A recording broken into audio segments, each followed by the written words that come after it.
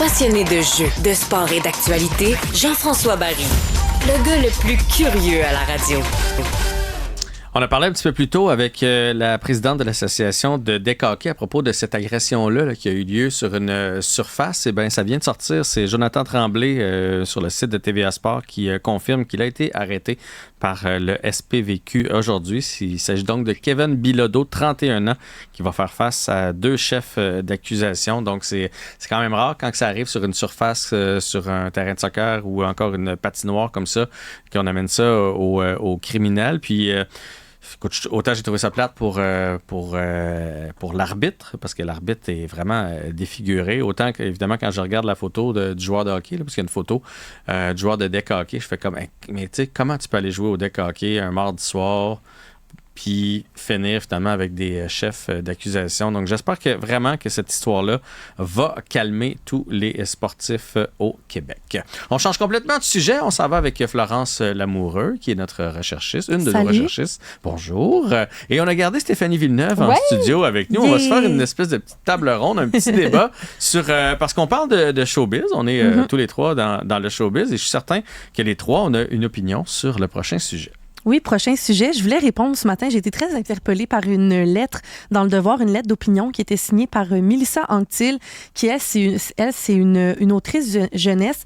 Puis ce qu'elle disait, en gros, dans sa lettre, je vous la résume, c'est qu'au Québec, actuellement, on finance beaucoup de déjà-vus, comme La Poune, Les Belles-Sœurs, Les Deux Femmes en Or, le duo Dodo et Denise récemment, Symphorien. Il y a aussi Passe-Partout, Les Pays d'en haut. On a fait une reprise il y a plusieurs années. Ça a été un succès monstre, d'ailleurs, mais quand même. Puis là, on en a discuté tantôt, Jean-François, on n'était pas vraiment du même avis. Puis moi, ça m'a titillé parce que c'est vrai qu'on fait beaucoup de recyclage, surtout dans les derniers temps au Québec, mais je pense pas que ça doit être vu d'un mauvais angle. L'auteur pose la question, et je la cite, « Que gagnons-nous à les faire revivre encore et encore alors qu'elles ont déjà bénéficié d'un immense succès auprès du public et d'une importante diffusion? » Là, on parle des derniers succès qu'on a repris, comme ceux que je vous ai dit en début de chronique, comme Les Belles-Sœurs. On gagne quoi à faire ça, à les refinancer, à les ramener sur la scène?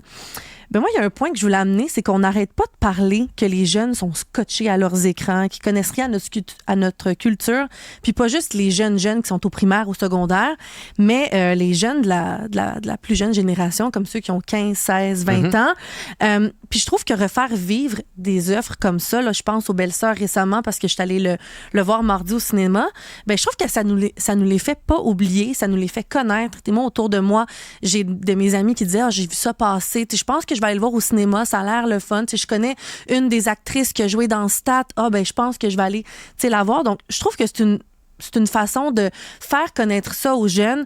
Puis aussi, il y a beaucoup d'écoles primaires, secondaires qui sont allées voir des vieilles œuvres qu'on a ramenées à la vie. J'ai l'impression que moi, quand j'étais au secondaire, on n'arrêtait pas de nous faire lire des vieux livres poches d'œuvres qu'on voulait nous faire connaître. Ben, je trouve que c'est une belle façon d'intéresser les plus jeunes à notre culture, puis ce qui a été fait avant.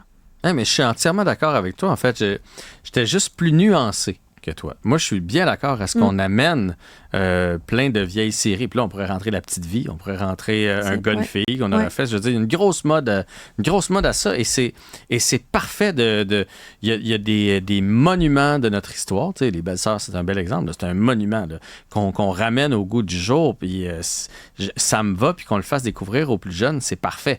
Par contre, je veux qu'on ait un bon balancier. Tu sais, présentement, là, si tu es une autrice de pièces de théâtre, là, puis que tu regardes partout, puis tout ce que tu vois, c'est des affaires qui ont été écrites dans les années 70, tu fais comme, OK, mais moi mon texte, à moi, où est-ce qu'on va le jouer? Quand est-ce qu'on va le jouer?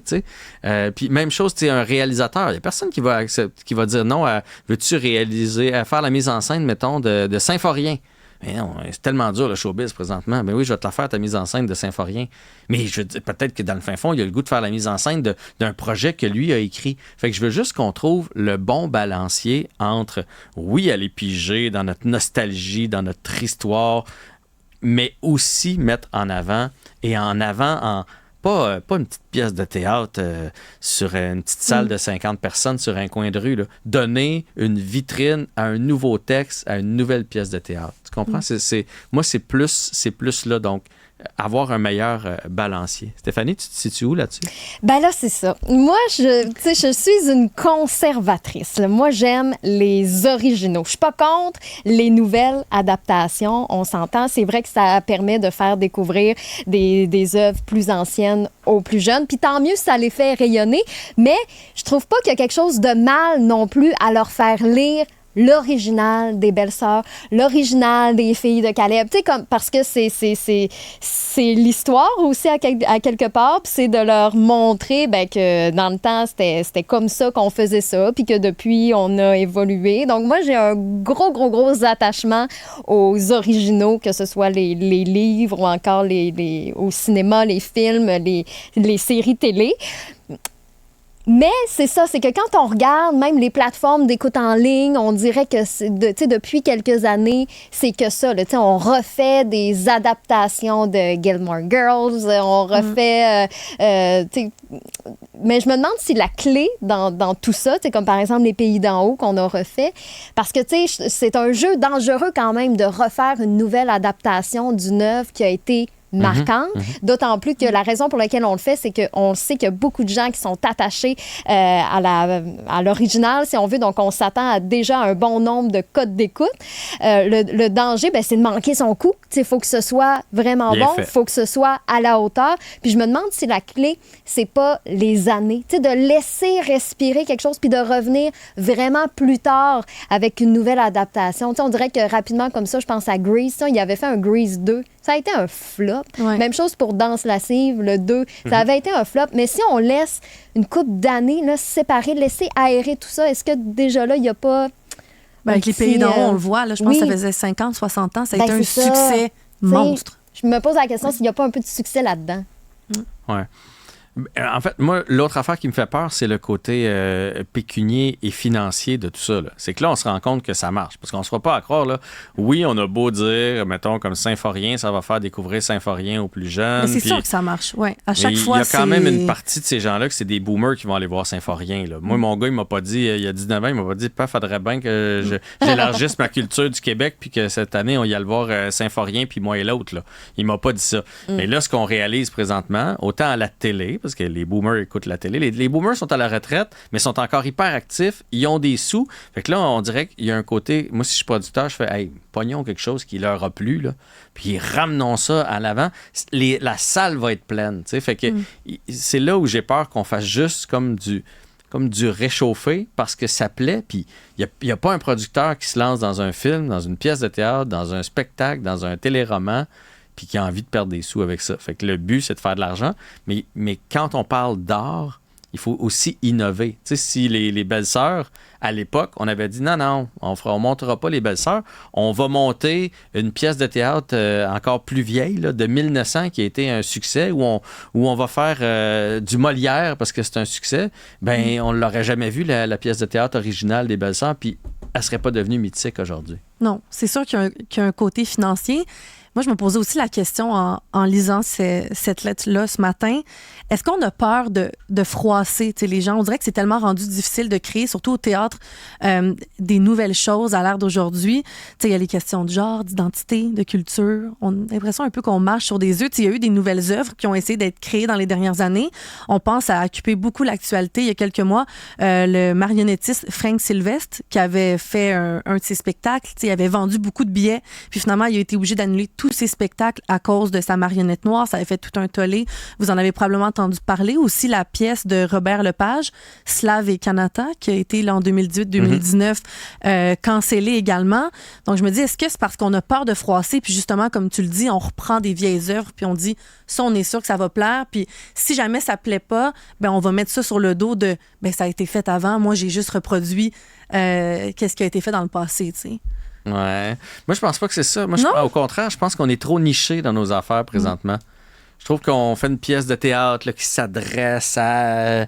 c'est un gars qui a décidé de se changer en fille, puis c'est pas aussi grand public. Puis là, il y en a un autre qui va faire son autre petite affaire. Même chose avec les téléromans. On a plus de misère à faire des séries parce qu'on veut aller toucher à des sujets de société qui touchent peut-être pas le grand public. Fait que moi, je pense qu'il est plus là le problème présentement, c'est que des fois, je trouve qu'on se fait plaisir en étant auteur, producteur, diffuseur, on se fait plaisir, mais on oublie de penser à qui va le regarder et qui va l'écouter. Mais je pense que la nostalgie, ça, c'est sûr, ça pogne, ça marche.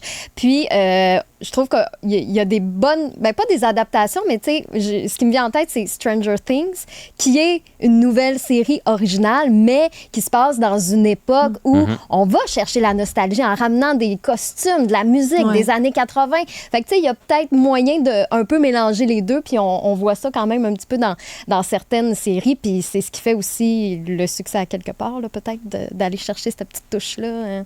Ouais. Mais pensez-vous qu'il y a des intouchables? Exemple, un Forrest Gump. Là, il pourrait-tu avoir une nouvelle adaptation de Forrest Gump? Ou tu sais, ce serait... Là, j'en reviens à ton temps. Il faut laisser passer beaucoup de temps. Oui, parce qu'on voit les dernières pièces, surtout parce que c'est beaucoup au théâtre, je pense, ce phénomène-là de ramener la nostalgie. T'sais, ça a été des 40, 50, 60 ans. Mais je trouve en termes qu'il faut quand même rappeler, moi, quand on passe au théâtre, je peux quand même pencher et être d'accord. T'sais, oui, on a eu des belles adaptations, en fait, des belles créations récemment comme J'aime Hydro, Bénévolat, M'appelle Mohamed Ali, mais dans nos séries, je pense que je suis une des plus grandes fans de séries québécoises. C'est nos créations, Stats, Indéfendables, District 31, 30 vies, 5e rang, Doute raisonnable. Bon c'est comme ça que je t'aime. Série noire, Fugueuse, qui a d'ailleurs été repris à l'international. La version québécoise est même sur Netflix. Le concept de Véronique Cloutier, Zénith, qui a été acheté en Europe. Il y a aussi Avant le crash. Puis je pourrais continuer longtemps avec plein de nos créations de séries québécoises. Puis moi, souvent, j'entends les gens de mon âge qui commencent à en écouter, tu sais, des séries québécoises, puis qui disent « Ah, nos acteurs sont pas bons. On dirait qu'ils sont pas comme ce que je vois sur Netflix. » Mais je trouve que c'est important. Moi, je trouve qu'on a des bons acteurs au Québec, des bons concepts de séries qui sont même achetés ailleurs, puis on le souligne pas assez souvent. On fait de la bonne télé. On fait de la bonne télé. On est de bons créatifs. Surtout très, avec comment le milieu en arrache présentement. On réussit à faire de la bonne télé. Souvent, surtout les quotidiennes, les acteurs le disent en entrevue. Des fois, on me dit, t'as 2 prises, pas plus, sinon ça nous coûte tant de la reprendre. Fait que je pense qu'il faut le souligner. Oui, il faut souligner ce qu'on fait de bien. Puis, tu sais, c'est pas la nostalgie, puis aller dans le passé, c'est pas unique au Québec. Là. Si vous regardez sur Netflix ou aux États-Unis, là, je veux dire, on a refait la vie d'Elton John, la vie d'Elvis. Mean Girls aussi. Le nombre de documentaires qui sont faits sur des... chaque argent de documentaire qui est fait sur une affaire du passé, c'est pas fait pour quelque chose d'actuel. Là. Puis des films, il y en a plein. Bref, c'est une fibre très importante présentement. C'est un excellent sujet. J'espère que vous êtes fait une tête vous-même à la maison. Merci Florence. Merci Steph. Et on se retrouve pour le prochain épisode. J'espère que ça vous a plu aujourd'hui.